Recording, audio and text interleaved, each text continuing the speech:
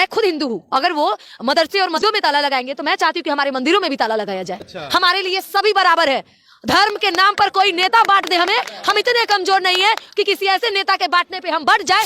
50% tax देते हैं, हर चीज में टैक्स देते हैं। पूरे वर्ल्ड में कहीं एजुकेशन पे टैक्स नहीं है, अब एजुकेशन पे टैक्स लगाए में है। ना पढ़ेगा इंडिया, ना बढ़ेगा इंडिया। हमारे देश में जो अभी इतना गरीबी है, देखिए मंदिर के बारे में 100 गरीब कम से कम बैठा हुआ है वहाँ पे, भीख मांग रहा है। उसको देखने वाला कोई है? उसमें हिंदू भी होगा, मुस्लिम भी होगा, सब जाति का होगा, उसमें जातिवादी नहीं देखेगा। यहाँ जो जाति से हटके तो राजनीतिक नहीं हो रही है। जब तक जाति में रहेगा, बोल रहे हैं कि हमारा देश विश्व गुरु बनेगा, कभी देश विश्व गुरु नहीं बन सकता, हम लिख के दे देते हैं। अब मीट मुर्गा पे बैंड लगाते हैं, जो 800 वर्षों से जो धर्म स्थल पर जो ढोलक तासे बजते आ रहे हैं, उसमें चमड़ा किस चीज का यूज होता है? उसमें चमड़ा किस चीज का यूज होता है? ये ऐसी सरकार है लोगों को गुमराह करने की काम करती है। ये ऐसी सरकार है लोगों को बरगलाने की काम करती है। ये ऐसी सरकार है हिंदू मुस्लिम करने की काम करती है। ये ऐसी सरकार है जो लोगों को जुमला देने की काम करती है। इसके अलावा कुछ नहीं इस बात है। चंद्रयान चांद पे है, नीचे एक इंसान बैठ के उसको रिमोट से कंट्रोल करता है, तो फिर ईवीएम को एक इंसान अगल बगल में जाके कंट्रोल नहीं कर सकता है क्या? कभी पूछे आप लोगों ने मोदी जी से? नहीं पूछ सकते, क्योंकि आप लोग गोदी मीडिया में आते हैं। आप रेप कीजिए, आप आजाद हैं। आप महिलाओं का शोषण कीजिए, आप आजाद है, क्योंकि आप बीजेपी से हैं। अरे सुनिए ना, वो संसद भवन नहीं है, वो बीजेपी भवन है, जहाँ पे सिर्फ मोदी जो चाहेंगे वो होगा। कि देश के ऐसे पहले प्रधानमंत्री थे जिन्होंने एक साथ 141 सांसदों को निलंबित कर। डर गई मोदी जी, मोदी जी की पूरी पार्टी डर गए ना। अब कोई सुरक्षा पे सवाल पूछ लेगा तो आप निलंबित कर दीजिएगा। इतिहास में शायद ये पहली बार हुआ है, और इतिहास के पन्नों में बड़े बड़े काले अक्षरों में मोदी जी का नाम लिखा जाएगा कि देश के ऐसे पहले प्रधानमंत्री थे जिन्होंने एक साथ 141 सांसदों को निलंबित कर दिया, जिस पर खुद उनके ही सांसदों को आपत्तिजनक बयान देते फिर रही हैं। तो एक बार मोदी जी अपने ही सांसदों को समझा ले कि विपक्षियों का विरोध करना है। सुनिए ना, वो संसद भवन नहीं है, वो बीजेपी भवन है, जहाँ पे सिर्फ मोदी जो चाहेंगे वो होगा। क्या है? सांसद भवन नहीं है, कानून से नहीं चलता है। अगर सांसद भवन कानून से चलता है तो 141 सांसदों को निलंबित करने का रीजन बताएंगे मोदी जी? बताएंगे वहाँ के सांसद भवन में बैठे हुए जो वहाँ के पूरे देखभाल करते हैं? तो ऐसा पहले कभी होता था? मैंने आपको पहले ही बोला कि आज तक इतिहास में पहली बार ही रहा है, और इतिहास में आने वाले वक्त में भी इतिहास के पन्नों में काले अक्षरों में मोदी का नाम लिखा जाएगा, और ये लिखा जाएगा बीजेपी के प्रधानमंत्री ने उन लोगों को निलंबित करवाया है।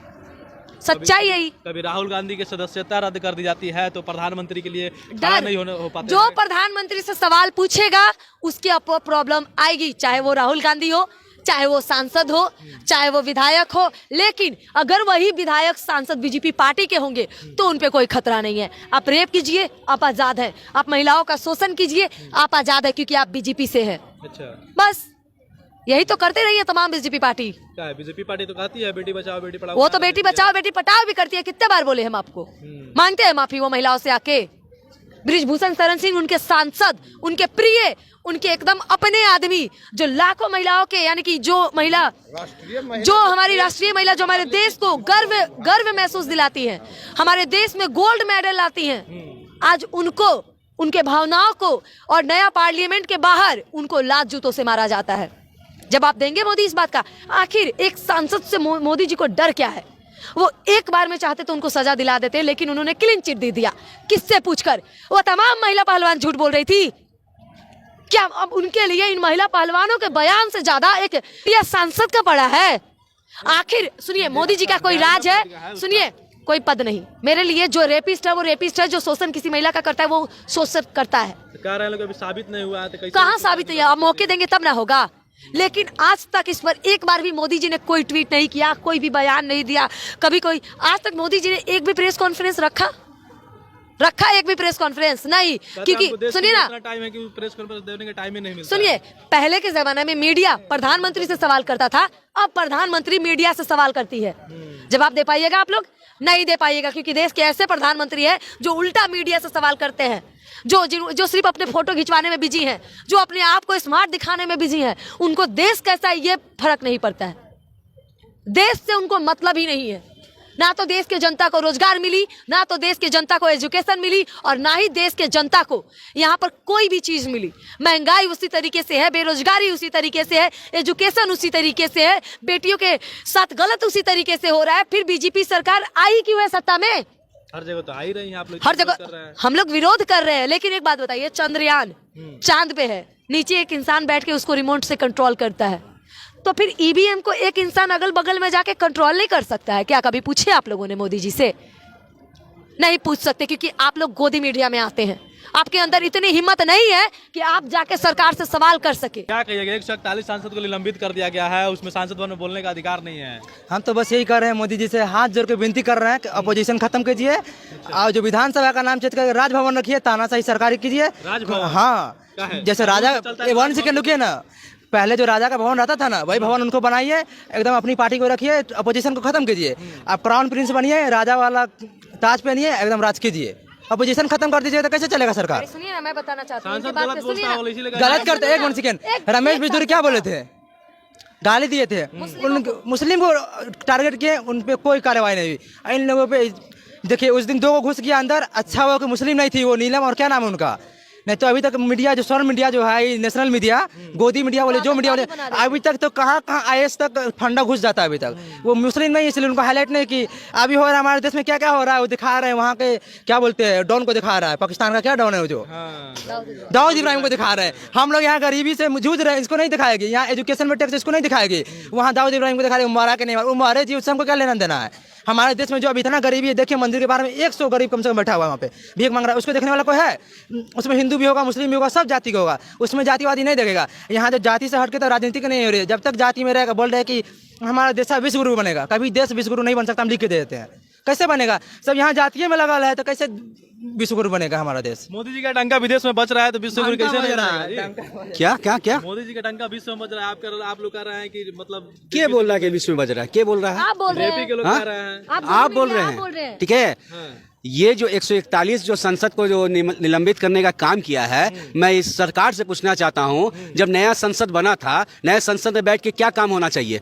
काम होना चाहिए इस देश को आगे बढ़ाने का, विकास का बात करना चाहिए, ठीक है, इस देश के रोजगार के लिए बात करना चाहिए, ये देश के एजुकेशन के लिए बात करना चाहिए, तो उस पर बात नहीं करते हैं। आप बात क्या करते हैं? उस संसद का क्या हुआ? ये 141 जो विपक्ष में है उसको निलंबित करने का काम किए हैं, और वो संसद क्या हुआ? वो आपके संसद जो वहां गए थे, रमेश भदौरिया, जो खुलेआम बोलते हैं मुल्ला कटुआ मियाँ तुम बाहर निकलो, तुमको बाहर देख लेंगे, उनके बारे में एक्शन क्यों नहीं लिए मोदी जी?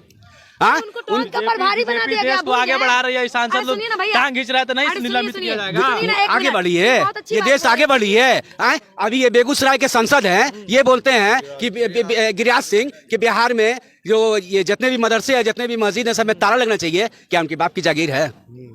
उनके बाप की जागीर है? एक और बयान दिया है। 800 वर्षों से जो चीज चली आ रही है उसको आप खत्म करना चाहते हैं। सुनिए 1 मिनट, और उनके पार्टी में बहुत सारे लोग जुड़ रहे हैं। अभी एक मोहन यादव एक मुख्यमंत्री बनते हैं, वो लाउड स्पीकर धर्मस्थल से हटाने का काम करते हैं। ये उनकी बाप की जागीर है?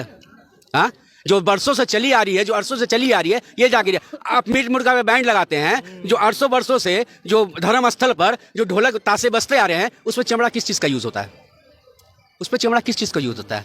ये ऐसी सरकार है, लोगों को गुमराह करने की काम करती है। ये ऐसी सरकार है, लोगों को बरगलाने की काम करती है। ये ऐसी सरकार है, हिंदू मुस्लिम करने की काम करती है। ये ऐसी सरकार है जो लोगों को जुमला देने की काम करती है। इसके अलावा कुछ नहीं इसको आता है, कुछ नहीं आता है इस सरकार को, ठीक है। अब मोदी जी एक पहले ऐसे कैंडिडेट हैं कि भारतीय जनता पार्टी 2014 में जब भारतीय जनता पार्टी के लोग से नाम को जानते थे लोग, ये जब से अंदर आए इसका नाम चेंज हो गया, बड़का झुट्टा पार्टी हो गया, ठीक है, बड़का झुट्टा पार्टी हो गया।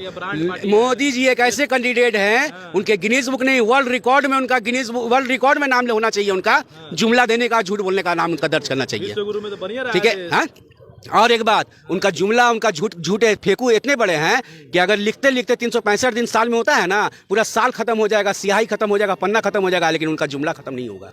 ये इतने बड़े झूठे हैं, अच्छा, ठीक है।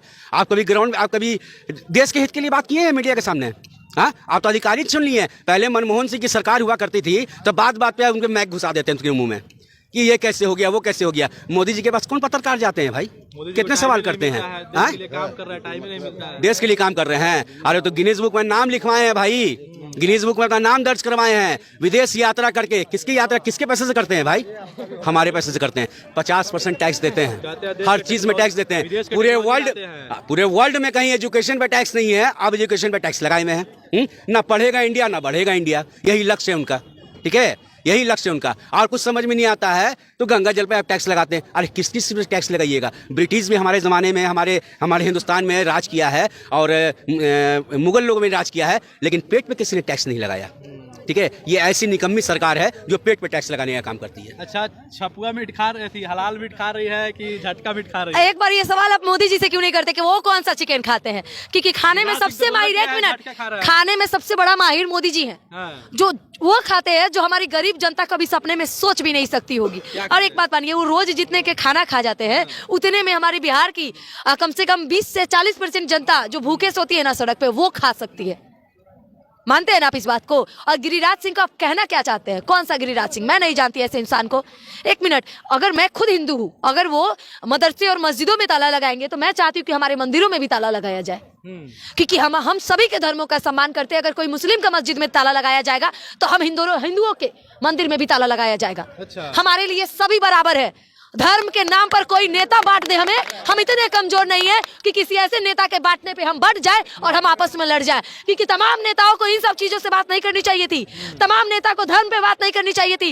इनको ये देखो, इनकी इतनी फुर्सत है कि ये बात करेंगे कि कौन सा चिकन कौन खा रहा है, कौन सा अनाज खाने पे आपको हिंदू धर्म भ्रष्ट नहीं होगा। लेकिन ये उनके पास समय नहीं है कि वो रोजगार की बात करे, एजुकेशन की बात करे, महंगाई की बात करे।